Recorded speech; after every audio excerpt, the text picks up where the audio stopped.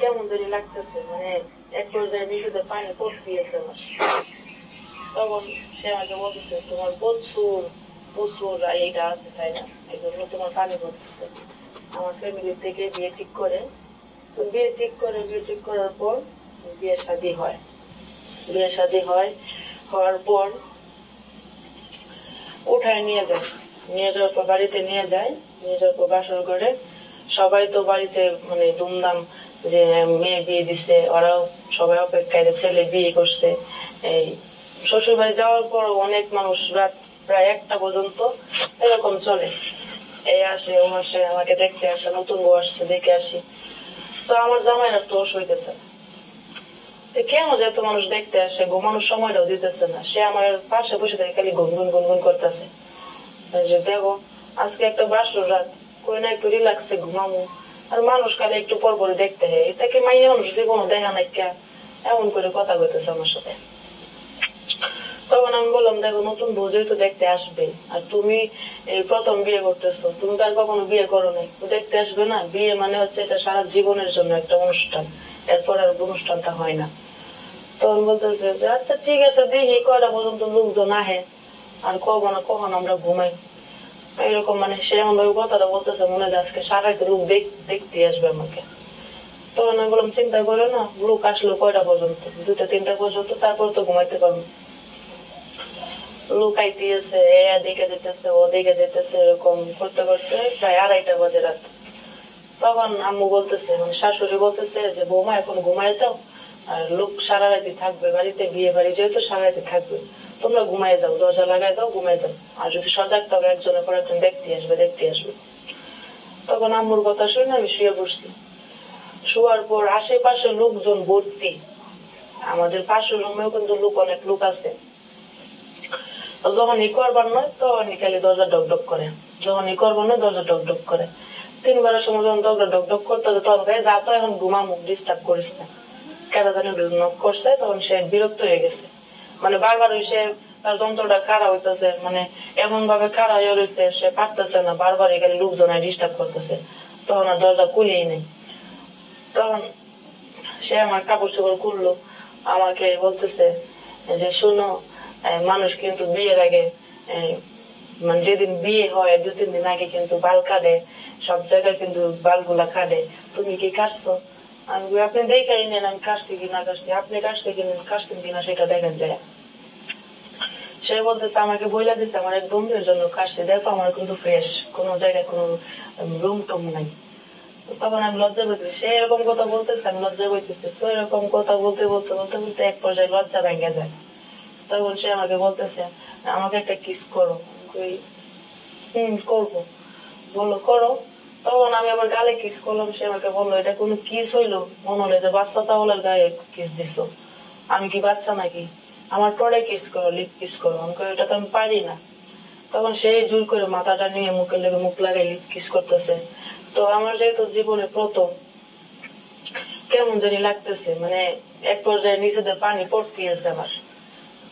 তখন সে আমাকে বলতেছে তোমার প্রচুর প্রচুর এইটা আছে তাই না, এই জন্য তোমার পানি পড়তেছে। তখন সেও থাকতে পারে নাই, মানে কিস করতে করতে করতে করতে এক পর্যায়ে করে। তো আমি তো প্রচুর ব্যথা পাইতেছি, প্রথম যেহেতু একবার করছে ব্যথা পাইছে অনেক, একবার করেই মানে পরে যে শুইছি রাত পোহায় গেছে, আর করার সময় পাইনি। তো পরের দিন আবার ফেরার মানে বিয়ের পরের দিন আবার নাকি বাপের বাড়িতে যায় মানুষ, তো আমারও যাইতে হয়েছে। এর পরের দিন গেলাম, বাপের বাড়িতে গেলাম। যাওয়ার পর এখন বুঝিনি তো একটা বিয়ে বাড়ি অনুষ্ঠান কত ধুমধাম থাকতেছে, অনুষ্ঠান থাকতেছে। তো যাওয়ার পর তখন একটু অসুস্থ ছিলাম, যেহেতু প্রথম একটু তল পেটে ব্যথা পাইতেছি। তো ওখানে গেছি, যাওয়ার পর খাওয়া দাওয়া মানে করছি, করার পর দুপুর দিকে মানে আমাদের বিয়ে বাড়ি যেহেতু মানুষজন কম না, অনেক লোকজন, তো আমরা গোসল করব। তো গোসল করব, গেলাম গোসলখানায়, শীতের দিন তখন গরম পানি করে দিছে আম্মু, গোসল করব। তখন তার ওখানে যাই তার বিকেল উঠে গেছে গা, কি করব, চারিদিক দিয়াল, উপরে কিচ্ছু নাই, নিচে পাকা। এখন সে কি করবে, তার এখন খুব জোর পাইছে, সে আমাকে না ঢুকাইলে তার শান্তি হইতেছে না। তখন আমাকে বলতেছে আমার তো খুব পাইছে, এখন আমি কি করব। আমি বললাম যে এখন গোসল পানা এটা কিভাবে সম্ভব, রাত্রে করেন। তখন বলতেছে না আমার এখনই লাগবে। তো সে আমি না করতে সে জোর করে কি করলো, দেয়ালের লগে, সে গোসলের দেয়াল আছে, দেয়ালের লগে ঠেকাই দিয়ে এক পা খান দিয়ে তুললিয়া সেভাবে খাড়া করাই সে মারতেছে ভিতর দিয়ে। আর পানি যে পড়া পড়তেছে টপ টপ করে, সেই গরম পানি যেটা দিয়েছে গোসল করার জন্য, এমন গাদার গাদা ওইটার ভিতরে সে চুবাই দিছে, ধুইতেছে। তখন আমি কি করব, তার পানিতে সেই গোসল করছে, সেই পানিতে আমি গোসল আর করি নাই। তো ও গোসল করার মতো চলে আসছে, আমি যে গোসল করবার নইতে পারতেছি না, কোমরে এত ব্যথা দিচ্ছে, এক পা কান্দে তুললে খাড়া করে থেকে করছে, ব্যথা পাবো না, এত ব্যথা পাইতেছি, আমি হাইটে আসতে পারতেছি না। তখন আমি অর্ধেক রাস্তায় থেমে গেছি, যে বাড়ি ভর্তি লোকজন ভরা, আমি যদি এখন জায়গায় জায়গায় হাইটা যাই তো সবাই মনে করবো যে মেয়েটার বাসটা দিয়েছে, জামাই মনে এমন ভাবেই করছে মেয়েটা অসুস্থ হয়ে গেছে। তখন আমি মানে এরকম ভাব ধরে আসতেছি যেন আমি অসুস্থ নাই। তারপরে এতটা যদি মডেল করে আসতে গেল, একটু ব্যথা থাকলে একটু ব্যথাটা হয়। তো আমি আসতেছি হাইটা, রুমে আসলাম, তখন আম্মু আমার দিকে খেয়াল করছে, তো কিচ্ছু বলে না, যেহেতু নতুন নতুন বিয়ে হয়েছে। তো সারাদিন গেল,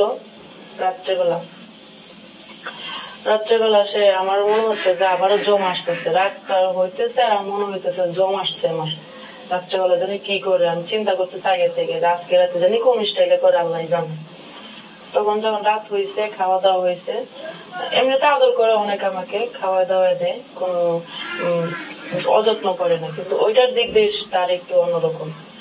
তো রাত হয়েছে, আমাদের বিশাল বড় একটা কম্বল দিছে, আমাদের বেড দিছে, ওখানে শুয়েছি।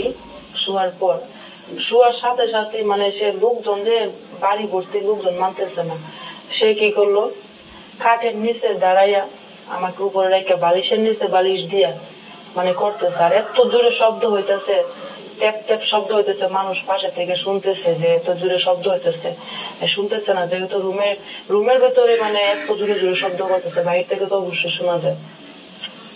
তো আমি বললাম দেখো আস্তে আস্তে করো, আশেপাশে লোকজন আছে, শব্দ হইতেছে অনেক, এই শব্দটা বাইরে যাইতেছে, মানুষ কি মনে করবে যে দূর, জানে না বিয়ে করছে এদিকে করবো, তাহলে মাইন্ড করার কি আছে এখানে।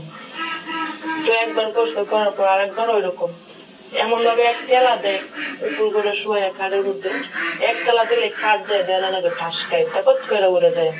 তো আমি বললাম যে শোনো, আমি তো সারা জীবন তোমারই থাকবো, আমি জানি না কালকে সকালে হাঁটতে পারবো কিনা, আজকে কিন্তু অনেক ব্যথা পাইছি, যে এরকম যদি না করি তাহলে তোমার ব্যথাটা তো যাবে না, আমাকে বলতেছে। তখন আমি বললাম দেখো এরকম যদি করো তাহলে আমি তোমার সাথে এরকম কাজ করবো না, একাম কুকাম করতাম না, আমি কিন্তু এখানে থেকে যাবো। তখন আমি বললো আরে শোনা তুমি রাগ করো না, প্রথম প্রথম তো এই জন্য ব্যথা পাবো, বড় আর হবে না। তো এরকম বললে আমাদের বাড়িতে কিন্তু 3-4 বার এরকম হয়েছে, 2 পা কান্দে তুল্লা করে, গোড়ার স্টাইলে করে, কুত্তার স্টাইলে করে, যেভাবে মন চাবে করে। তো এটা কেন হয়েছে, পরের দিন আমরা চলে আসছি শ্বশুর বাড়িতে, আমি চলে আসছি। আসার পর সে মনে হচ্ছে যে এখন আমাকে পুতুল পাইছে, এমন ভাবে প্রত্যেকটা রাত আমার সাথে এরকম করে। তখন আমার খুব বিরক্ত লাগে যে প্রতিদিন একইভাবে এক একদিন এক এক স্টাইলে করে, আমার নারী মুড়ি ব্যথা হয়ে যায় এমন ভাবে করে, তল পেট তোলার মানে ভাত খাইতে গেলে এমন ব্যথা লাগে, বসতে পারি না, উঠতে পারি না, উঠতে গেলে আর করতেছি। তো আমার শাশুড়ি জিজ্ঞেস করে যে তোমার কি হয়েছে, তুমি আসার পর থেকে যেন অসুস্থ। তো শাশুড়ির কাছে তো এগুলো বলা যায় না। তো 1 সপ্তাহ এরকম কোর্স করার পর দেখি যে অসুস্থ হয়ে গেছি, মানে খাই